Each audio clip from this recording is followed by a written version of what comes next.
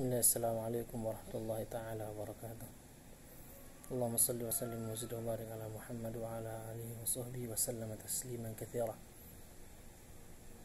Saya Ahwal Rasul, mahasiswa pasca sarjana Universitas Muhammadiyah Surabaya, insyaallah akan mempresentasikan pola pendidikan pada zaman Rasulullah SAW di Makkah maupun Madinah. Yang pertama, pada fase Makkah,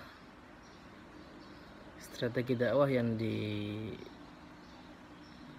oleh Rasulullah SAW pada dasarnya dilandasi oleh 3 tahap.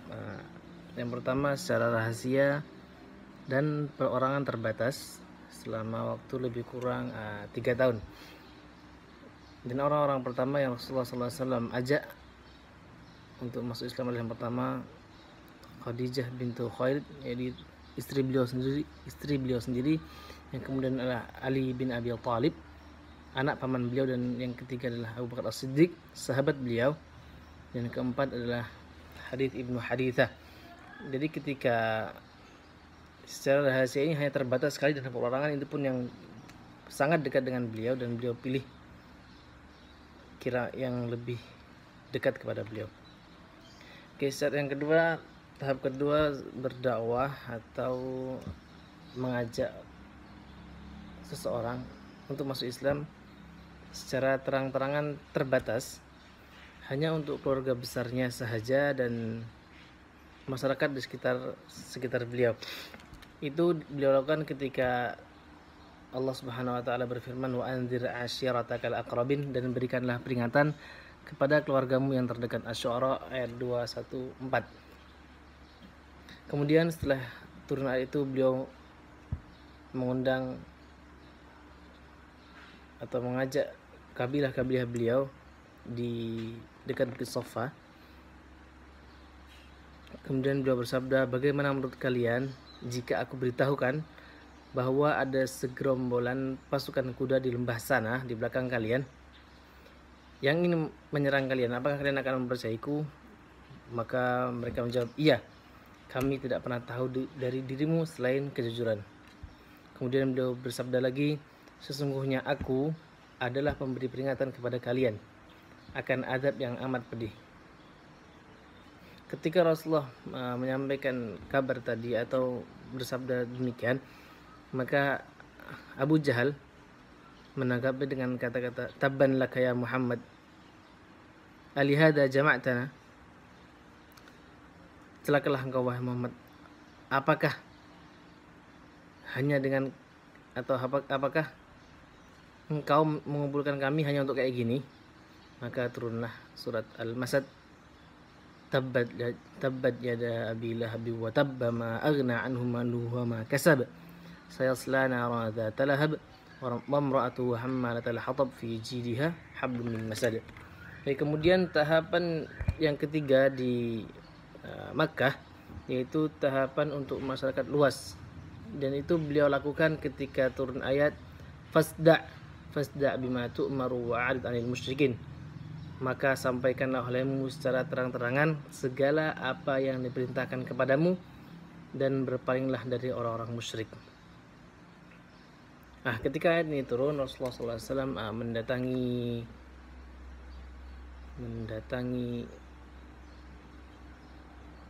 kemah-kemah. Waktu itu musim haji, Rasulullah SAW mendatangi kemah-kemah para jamaah haji.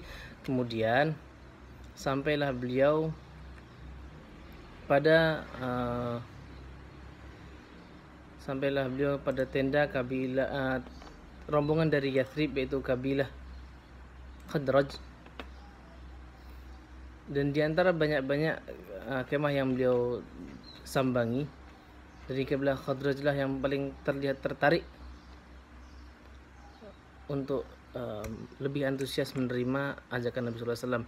Dan ternyata dibalik kenapa orang-orang Khadraj begitu antusias, karena yang pertama, adanya kabar dari kaum Yahudi yang di Makkah akan lahirnya seorang Rasul yang terakhir. Dan kemudian suku Khadraj juga mendapatkan tekanan dan ancaman dari Yahudi di Madinah. Kemudian yang ketiga, seringnya Khadraj dan Aus berkonflik hingga akhirnya mereka merindukan sosok pemimpin. Oke, berikutnya pada musim haji di tahun ke-12 kerasulan, datanglah 12 orang laki-laki dan seorang perempuan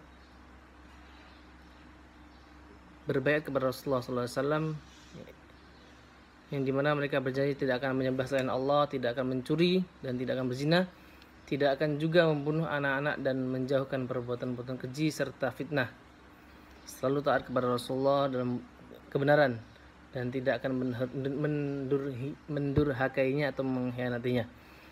Dan 13 orang tadi, 12 putra dan 1 putri, disebut ketika mereka baiat ini Allah sebut mereka disebut juga sebagai baiat al-Aqabah. Itu untuk di Makkah. Dan di akhir fase ini, sejak saat itulah Islam mulai berkembang di luar Makkah. Dan sebelum itu di Madinah, di Makkah, pola pendidikan yang Rasulullah adalah sangat-sangat tersembunyi dan hanya ditempatkan di rumah Al-Arqam bin Abil Arqam. Dan ketika dakwah terang-terangan ini dimulai pun jumlah para sahabat mungkin sekitar 50 atau 60 orang. Kemudian metode pendidikan yang diajarkan di sana yaitu melalui metode ceramah. Rasulullah mengumpulkan sedikit pengikutnya tadi, kemudian menyampaikan apa saja yang baru Allah firmankan kepadanya melalui Jibril. Kemudian juga beliau melakukan diskusi kepada sahabat-sahabatnya tadi, kemudian melakukan perumpamaan contoh ini dengan contoh yang lain, misalnya kayak satu mukmin seperti satu tubuh dan lain sebagainya. Kemudian beliau juga mencontohkan cara mendidik sahabat-sahabat dengan menceritakan tentang Isra Mi'raj misalnya, di mana beliau berkisah tentang itu dan hanya sedikit, sangat sedikit bahkan yang mempercayainya. Kemudian juga beliau mengajari para sahabat untuk menghafal sedikit dari apa-apa yang sudah Allah wahyukan kepada beliau, karena di saat itu masih sangat terbatasnya tulis menulis. Kemudian materi-materi yang Rasulullah SAW sampaikan kepada para sahabat seperti materi keagamaan, yaitu jangan sampai mempersekutukan Allah Subhanahu wa Ta'ala, jangan melakukan perbuatan syirik karena itu memang tidak akan diampuni. Kemudian pendidikan ilmiah, yaitu mempelajari kejadian di mana atau bagaimana manusia diciptakan dari segumpal darah dan bagaimana alam semesta ini diciptakan. Kemudian pendidikan akhlak atau budi pekerti yang langsung Rasulullah SAW ajarkan untuk para sahabatnya. Kemudian mengajarkan bagaimana menjaga diri, kebersihan, menjaga jasmani, karena Allah Subhanahu wa Ta'ala menyukai seseorang yang kuat secara jasmani dan fisiknya. Maka Rasulullah SAW mengajarinya tentang kebersihan, tentang olahraga, tentang hal-hal yang menjaga kebersihan kediaman, karena waktu itu orang-orang Yahudi terkenal dengan kotornya, bahkan orang-orang Quraisy sendiri sangat-sangat tidak mengenal kebersihan. Oke, kemudian kita masuk ke fase selanjutnya, yaitu fase Madinah. Pada hari Senin 22 September Rasulullah SAW berhijrah ke Madinah bersama para muhajirin, yaitu orang-orang muslim yang turut berhijrah ke Madinah. Dan di Madinah beliau disambut oleh orang-orang Ansar, orang-orang muslim Madinah yang sudah lama menunggu beliau datang. Kemudian beliau datang. Ketika sampai ke Madinah, hal pertama yang beliau lakukan adalah membuat atau membangun masjid. Karena di zaman Madinah lah masjid dijadikan sebagai pusat kegiatan, pusat peradaban, dan pusat segala sesuatu yang berkaitan dengan kehidupan sosial.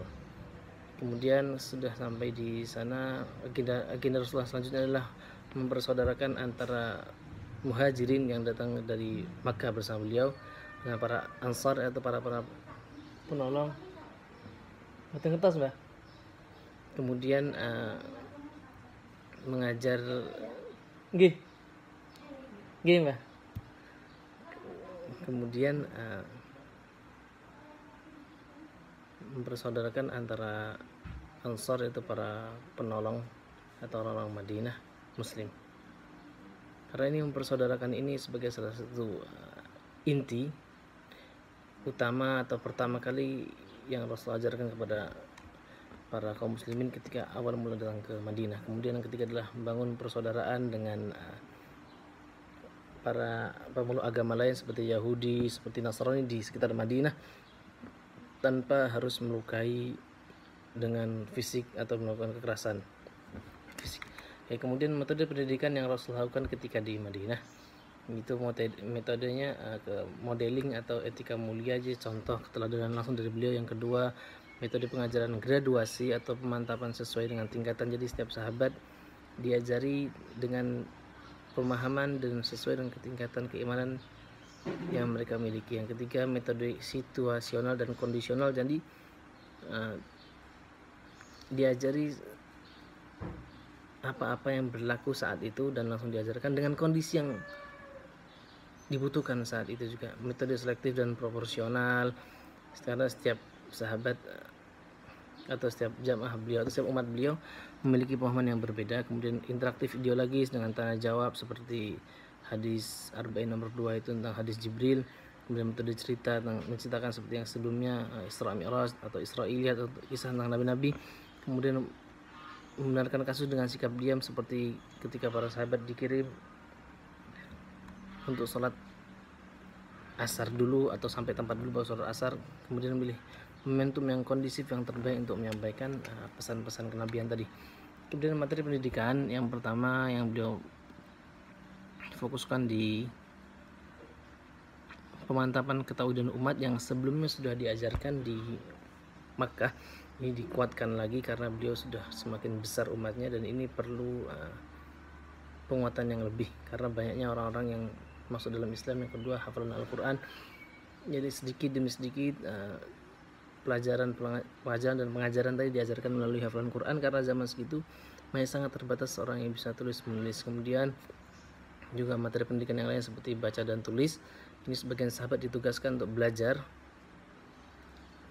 karena pentingnya dunia tulis menulis dan saat itu dunia Arab masih sangat jarang orang yang bisa menulis. Kemudian memperdalam dan perluas materi-materi yang sudah Rasul sampaikan, kemudian diperluas lagi karena sebagian besar sahabat sudah sangat mapan dalam beragama. Kemudian mempelajari ilmu sosial, kesehatan, kemasyarakatan, ketatanegaraan dan lain sebagainya, yang itu semua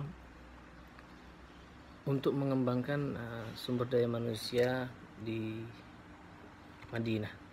Kemudian lembaga pendidikan di Madinah ada masjid yang ini semua kegiatan Rasulullah SAW di Madinah dipusatkan di masjid. Bahkan beliau memerintahkan negara atau kota Madinah itu dari masjid. Kemudian juga di sana terdapat sekolah-sekolah seperti ada kutab, yaitu jajaran sekolah yang mengajarkan materi-materi dasar.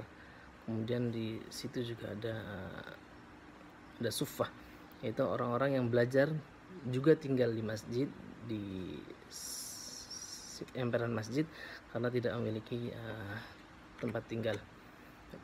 Demikian yang bisa saya sampaikan. Kesimpulannya, fase Makkah itu lebih ke hati-hati, tersembunyi dan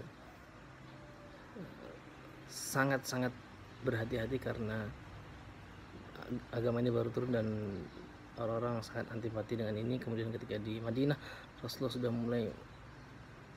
sudah mulai melebarkan seluas-luasnya cara berdakwah karena Islam sudah diterima dan sudah semakin kuat